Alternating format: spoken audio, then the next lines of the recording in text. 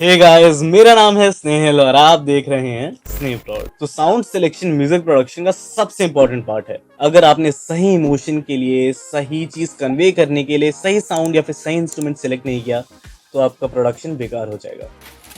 और अगर आपको ये कंफ्यूजन होती है कि कौन सा इंस्ट्रूमेंट सेलेक्ट करें अपनी प्रोडक्शन में, या फिर ट्रैक बनने के बाद भी आपको लगता है कि कुछ चीजें मिसिंग है, तो प्रोबेबली मिक्सिंग का नहीं पर आपकी साउंड सिलेक्शन, आपकी प्रोडक्शन का फॉल्ट है। वेल, इस वीडियो में मैं आपको एक बहुत ही सिंपल सी ट्रिक से ये समझाने वाला हूँ कैसे हर इमोशन के लिए सही इंस्ट्रूमेंट सिलेक्ट करें, बिल्कुल उसी तरह जिस तरह एक casting director right actor select करता है अपनी मूवी के लिए। तो मैंने काफी सारे बॉलीवुड आर्टिस्ट और बड़े सिंगर्स के लिए म्यूजिक बनाया है, और आज मैं आपके साथ एक ऐसा कॉन्सेप्ट, एक ऐसा एग्जांपल शेयर करने वाला हूँ जिसने मुझे पर्सनली म्यूजिक में साउंड सिलेक्शन और इंस्ट्रूमेंटेशन समझने में थोड़ी सी हेल्प करी। एंड आई होप ये मैं आपके साथ शेयर करूंगा तो आपको भी इससे काफी मदद मिलेगी।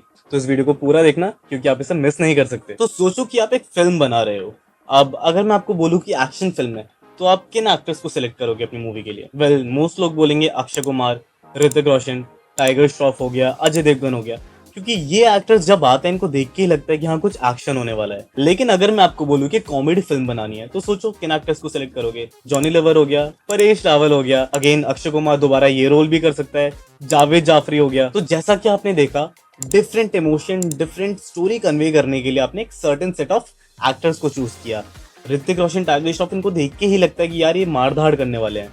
और जॉनी लीवर, परेश रावल, हेरा फेरी में आपने देखा ही है इनको देख के लगता है हाँ अभी कुछ फन होने वाला है, कुछ मजाकिया होने वाला है। तो गाइस, म्यूजिक भी बिल्कुल सेम ही होता है। हर इंस्ट्रूमेंट की एक अपनी पर्सनालिटी होती है, और अगर आपको कोई पर्टिकुलर इमोशन दिखाना है तो आपको वही इंस्ट्रूमेंट यूज करना पड़ेगा जो कि इस इमोशन को बहुत ही प्यार से और सुंदरता से कैरी कर सकता है। फॉर एग्जाम्पल, अगर आप कोई सैड सीन बना रहे हो तो आप उसके लिए इरफान खान या फिर तब्बू को कास्ट करोगे। एंड सिमिलरली सैड म्यूजिक के लिए आप सिलेक्ट कर सकते हैं चेलो, सॉफ्ट पियानो सिलेक्ट कर सकते हैं, स्ट्रिंग सिलेक्ट कर सकते हैं। आपने देखा होगा जितने भी सैड सॉन्ग्स होते हैं उनमें ये इंस्ट्रूमेंट्स होते ही होते हैं, क्योंकि ये सैडनेस का जो इमोशन होता है ना बहुत ही प्यार से कैरी करते हैं।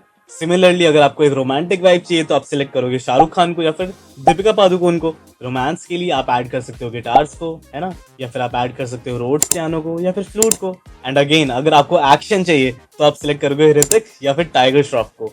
एंड इंस्ट्रूमेंट में आप सिलेक्ट कर सकते हो ब्रास टैप्स को, सिंथेसाइजर्स को, 808s को, जो कि एनर्जी लेकर आते हैं। अब कॉमेडी सीन में आप कास्ट करोगे परेश रावल, जॉनी लीवर को। अब इंस्ट्रूमेंट्स में आप ले सकते हो जाइलोफोन को, प्लक्स को, मारेम्बा को। ये बहुत ही कूल सी और लाइट हार्टेड फीलिंग देते हैं। अब अगर आप थ्रिलर सीन बना रहे हो तो आप नवाजुद्दीन सिद्दीकी या फिर राधिका आप्टे को सिलेक्ट कर सकते हो। सिमिलरली इंस्ट्रूमेंट्स में आप ड्रोन साउंड्स यूज कर सकते हो, पिज़्ज़िकाटो साउंड्स यूज कर सकते हो, और काफी सारे इफेक्ट्स होते हैं थ्रिलर के लिए, आप उनको यूज कर सकते हो। रिवर्स इफेक्ट्स को यूज कर सकते हो। अब बात आती है पेट्रियाटिक की, उसमें आप अमिताभ बच्चन को यूज कर सकते हैं। सिमिलरली म्यूजिक में आप यूज कर सकते हो ऑर्केस्ट्रा साउंड्स को, हॉर्न्स को यूज कर सकते हो, आप तबला यूज कर सकते हो, सिनेमैटिक ड्रम्स यूज कर सकते हो। अब इसका मतलब ये नहीं है कि एक इंस्ट्रूमेंट सिर्फ एक ही इमोशन कन्वे कर सकता है। जैसे आयुष्मान और रणबीर हर जॉनर में फिट हो जाते हैं, वैसे ही ऐसे काफी सारे इंस्ट्रूमेंट्स होते हैं जो आपके बजाने के तरीके से और अलग अलग इमोशंस में फिट हो जाते हैं। वो बेसिकली मल्टी टैलेंटेड होते हैं या फिर मल्टी इमोशंस कैरी करते हैं अपने साथ। फॉर एग्जांपल, सबसे सिंपल एक पियानो को ले लेते हैं। पियानो काफी वर्सेटाइल इंस्ट्रूमेंट है।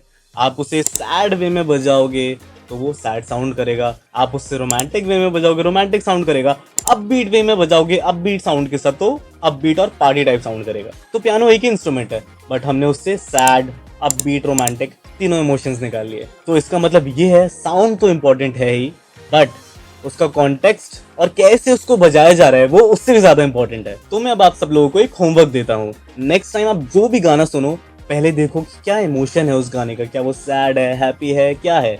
उसके बाद देखो उस टाइम पे क्या क्या इंस्ट्रूमेंट्स चल रहे हैं, क्या क्या चीजें बज रही हैं, वर्स में क्या बज रहा है, प्री कोरस में क्या बज रहा है, एंड ड्रॉप जो कि कोरस है उसमें क्या बज रहा है, उसको नोट डाउन करो। एंड हाँ, जो मैंने लास्ट में बताया कि इंस्ट्रूमेंट कैसे प्ले करते हैं वो उससे भी ज्यादा इंपॉर्टेंट है। तो नोटिस करो कि सेम इंस्ट्रूमेंट अलग अलग फील के गानों में कैसे बजाया जा रहा है, क्या अरेंजमेंट्स हैं, एंड किस तरीके से प्ले किया जा रहा है, उसका पैटर्न क्या है। क्योंकि कितनी भी टेक्निकलिटीज आप ऐड कर दो, देखो music is all about feels. अगर कोई प्रोजेक्ट है वो अच्छे से मिक्स भी नहीं हुआ है, अच्छे से चीजें भी नहीं हुई है, बट अगर वो इमोशंस कैरी करता है ना तो लोग कनेक्ट कर जाते हैं। तो अगले टाइम जब आप म्यूजिक बनाओ तो एक डायरेक्टर की तरह सोचो, हर साउंड को उसके परफेक्ट रोल में कास्ट करो इमोशन के बेसिस पे। तो आई होप इससे आपको साउंड सिलेक्शन के बारे में कुछ समझ आया होगा। एंड अगर आपको मेरा समझाने का तरीका अच्छा लगा, आपको वीडियो अच्छी लगी, तो मेरे चैनल को सब्सक्राइब कर दो, क्योंकि मैं ऐसे ही और भी अच्छे अच्छे ट्यूटोरियल्स लेकर आते रहूंगा। एंड हाँ, अगर आपको प्रोफेशनली म्यूजिक प्रोडक्शन और मिक्सिंग मास्टरिंग सीखनी है तो आप मेरा कोर्स ज्वाइन कर सकते हो, उसकी डिटेल्स आपको डिस्क्रिप्शन में मिल जाएगी। अब सब्सक्राइब कर लीजिए और कॉमेंट में बता दीजिए कि नेक्स्ट ट्यूटोरियल आपको किस टॉपिक पे चाहिए। अब मिलते हैं नेक्स्ट वीडियो में, तब तक के लिए हैप्पी लर्निंग।